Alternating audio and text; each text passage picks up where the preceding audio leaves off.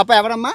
అమీన్ దాదా. ఏమండి, నరరూప రాక్షసుడు. ప్రపంచంలో ప్రాణాలు తీసిన వ్యక్తి ఎవరైతే ఉన్నారంటే ఈడే అమీన్ దాదా గారు.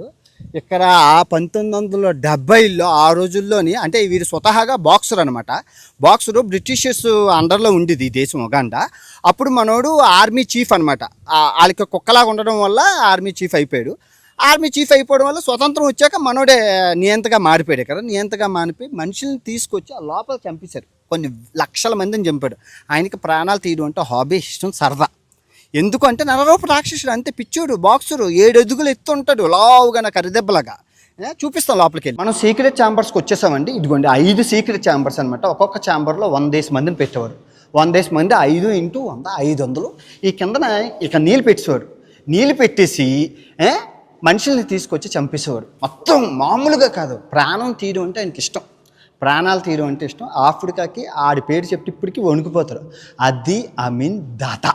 ఆ దాదా పేరు ఎట్టుకున్నందుకు దొంగన కొడుకు అలాంటోడు. ఇదిగోండి మొత్తం ఏం పెట్రోల్ తీసినట్లు తీసుకోడండి. ప్రాణాలు లక్షల్లో తీసేశాడు. ఒక్కడే అన్ని ప్రాణాలు తీసేశాడు. చాలా బాగుంది నిజంగా. మీ దేశం చాలా బాగుంది. సో ఇది మనోడు ప్యాలెస్ అనమాట. స్వతహాగా మనోడు ముస్లిం అనమాట. సో ఏం చేశారంటే మనోడికి కల్లోనే అల్లా కనబడి ఇక్కడ ఉన్న భారతీయుల్ని, మిగతా దేశం ఏషియా ప్రజల్ని పంపించమని అంటే మనోడు పొద్దున్న లేచి మీటింగ్ పెట్టి చెప్పాడు అందరికి, ప్రజలందరికీ ఇక్కడి నుంచి పంపించాలి నాకు అల్లా చెప్పాడని. మనోడు ఇదిగో పులి అంటే అదిగో తోక. మనం గొర్రెలందరూ కలిపి మొత్తం ఇండియా వాళ్ళని చంపడం, దొరికినట్లు చంపేస్తుంటే మొత్తం ఇండియా వాళ్ళందరూ పారిపోయారు. ఇది 1970 నుంచి 80 వరకు ఓచకోతలోని చాలా జరిగింది. చాలా లేపుకొని వెళ్ళిపోయాడు. ఇది మనోడు కదా. మీకు చూసుకుంటే ఇండియా రిచెస్ట్ మ్యాన్ ఎవడైతే ఉన్నాడో ఆయన మన సుధీర్ బాబు. మన ఇండియా ఆయనే. మీరు చూసుకోవచ్చు. మన ఇండియా ఆయన సుధీర్ బాబు. చూస్తున్నారా, మన ఇండియా ఆయన.